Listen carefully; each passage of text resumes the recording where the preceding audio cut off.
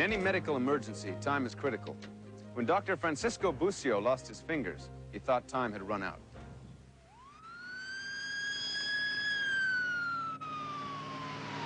Three years ago, the world's largest city was devastated by an earthquake.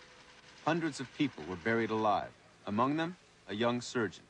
I was practically dead, you know. Even my family cried for me. They thought I was dead. In September of 1985, Francisco Bucio was training to be a plastic surgeon at Mexico City's General Hospital. It was 6:30 in the morning, and I took a shower. I was just here in this corner, but in the 5th floor, and you know, as you know, the whole building collapsed, and the 9 stories just collapsed. And I remained there for 4 days until my family and friends rescued me.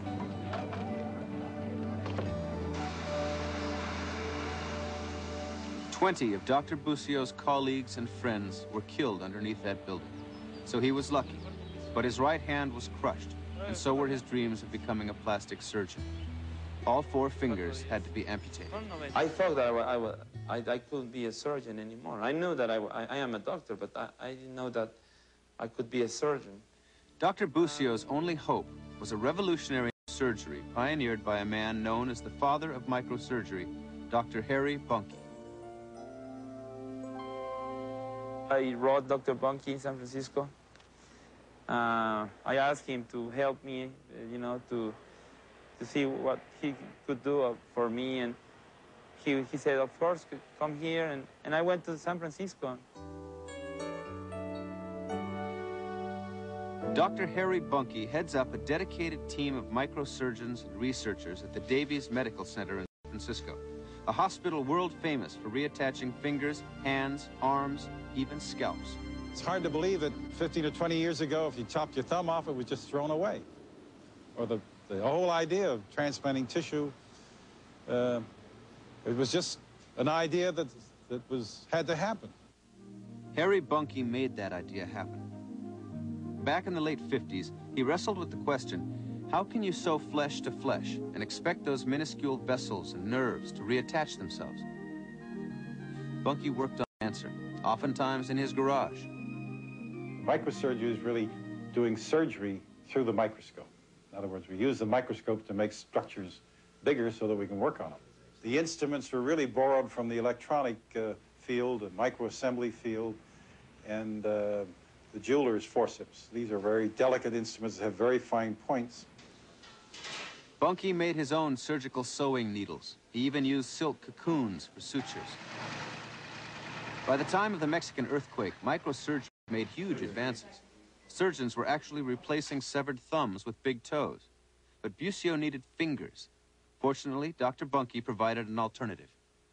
I felt that if we could put 2 toes up on his hand and give him a 3-finger chuck type of pinch, that it would be possible for him to hold surgical instruments.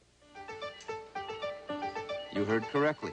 Dr. Bunke makes toes into fingers. If successful, Bunke's toe-to-hand transplants can restore 80 to 90% of hand function without affecting the patient's walking ability. It's a team approach, and we have 1 team on 1 foot, 2 surgeons, and 2 surgeons on the other foot, and 2 surgeons on the hand. And the anesthesiologist, 2 scrub nurses, and techs, circulators, so there may be a dozen people working simultaneously. We take 1 toe at a time, and we cut through the bones on the toe and bring the structure from the toe up with the tendons and the nerves and the blood vessels and everything dangling. Then we put it onto the hand. After wiring bones together, the microsurgeons first establish circulation by sewing together arteries and veins. Then they'll work on tiny nerves, nothing thicker than a pencil lead, and some as thin as the wire of a paperclip. We had some problem with Dr. Bucio because he had a lot of injury to the tissue, and actually the base of his hand still had a lot of scarred tissue there. The surgery seemed to work. Dr. Bucio now had 2 toes where his fingers used to be, so he could manage simple tasks.